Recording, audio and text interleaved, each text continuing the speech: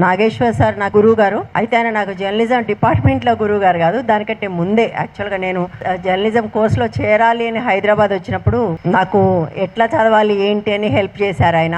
So ఆ తర్వాత నేను యూనివర్సిటీలో జర్నలిజంలో చేరాను. అప్పటి నుంచి తెలుసు నాకు ఆయన. సో ఆయన ఒక ఆర్గానిక్ ఇంటలెక్చువల్, అది అందరికీ తెలిసిన విషయమే. ఇవాళ కాదు, అందరికంటే ముందే విశ్లేషణలు కూడా మొదలుపెట్టారు. ఇప్పుడు ఆయన చేసిన ఒక కామెంట్ ఇంత పెద్దగా వివాదాస్పదమైంది, కానీ ఇంట్రెస్టింగ్ విషయం ఏంటంటే అందులో ఉన్న సారాంశంతో ఎవరికి సమస్య లేదు. ఆ సారాంశాన్ని అనేక మంది అనేక సార్లు అంటే కొన్ని వందల సార్లు ఆ విషయాన్ని మాట్లాడారు. అంటే ఆంధ్రప్రదేశ్లో అన్ని పార్టీలు కూడా ఎట్లా కేంద్రానికి లేదా భారతీయ జనతా పార్టీకి దగ్గరగా ఉంటాయన్న విషయాన్ని అందరూ మాట్లాడారు. అటువంటి ఒక క్యాజువల్గా దాదాపుగా అందరూ యాక్సెప్ట్ చేసే ఒకదాన్ని ఆయన ఒక క్యాజువల్గా మాట్లాడినందుకు ఆయన మీద ఇంత స్థాయిలో దాడి చేశారు. నాకేమనిపిస్తుందంటే, ఇంతకుముందు మేడం చెప్పినట్టుగా ఆంధ్రప్రదేశ్ ప్రతిసారి ఏదో ఒక వివాదం కోసం చూస్తూ ఉంది. అంటే ఏదో ఒక వివాదం, ఒకదాని తర్వాత ఒకటి అక్కడ జరుగుతున్న అరెస్టులు అవన్నీ చూస్తుంటే కూడా ఎప్పటికీ ఒక వివాదం, ఒక అరెస్టు, దాని మీద కొంతకాలం, ఇవే తప్ప హామీలేంటి, అక్కడ ఏం జరుగుతుంది, రాజకీయ పార్టీలు ఏం చేస్తున్నాయి, వీటి గురించి ఎవరు మాట్లాడలేని ఒక కండిషన్ అక్కడ వాళ్ళు డెవలప్ చేశారు. ఇది కూడా అందులో పార్టీ అని అనిపిస్తుంది.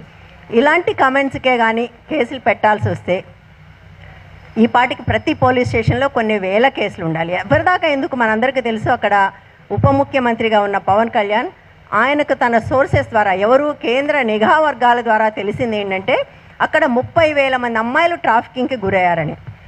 మరి అధికారంలోకి వచ్చి 2 సంవత్సరాలు అయింది.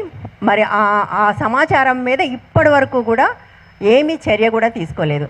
ఆయన మీద కేసు పెట్టాలి కదా, ఆయన ఎవరు ఎందుకు అడగట్లేదు, నీ సోర్స్ ఏంటి, నువ్వెందుకు అని. సోర్స్ దగ్గరకు వస్తే మనకు ఒక సమస్య ఉందండి.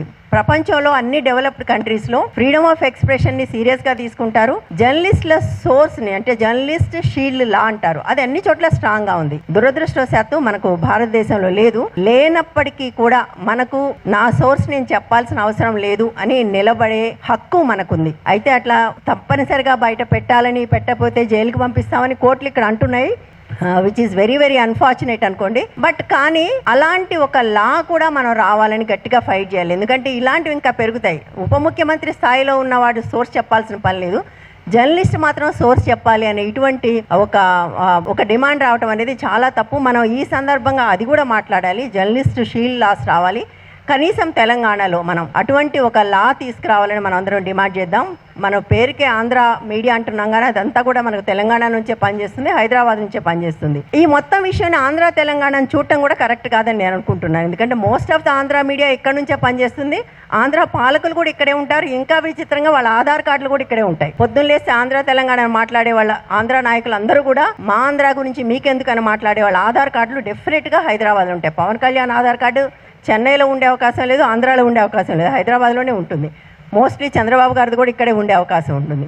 సో అంటే ఒక సందర్భం రాగానే ఒక విషయాన్ని తప్పుదో పట్టించడానికి, దాన్ని ఒక వివాదంగా మార్చడానికి ఇష్యూ తీసుకురావడమే, కానీ బ్రాడర్ సెన్స్లో ఇది జర్నలిజం మీద దాడి, ఫ్రీడమ్ ఆఫ్ ఎక్స్ప్రెషన్ మీద దాడి. జర్నలిస్టులకు షీల్డ్ కావాలి. ఆంధ్ర తెలంగాణతో సంబంధం లేకుండా కనీసం మనం తెలంగాణ నుంచి ఒక ప్రోగ్రెసివ్ లా తీసుకురావడానికి, అంటే ఒక షీల్డ్ లా తీసుకురావడానికి మనం ఇది ఒక అవకాశంగా తీసుకుని, సోర్స్ అనే ఇష్యూ వచ్చింది కాబట్టి మనందరం పనిచేయాలి. నేను నా సంఘీభావాన్ని మా సార్కి తెలియజేస్తున్నాను. Thank you.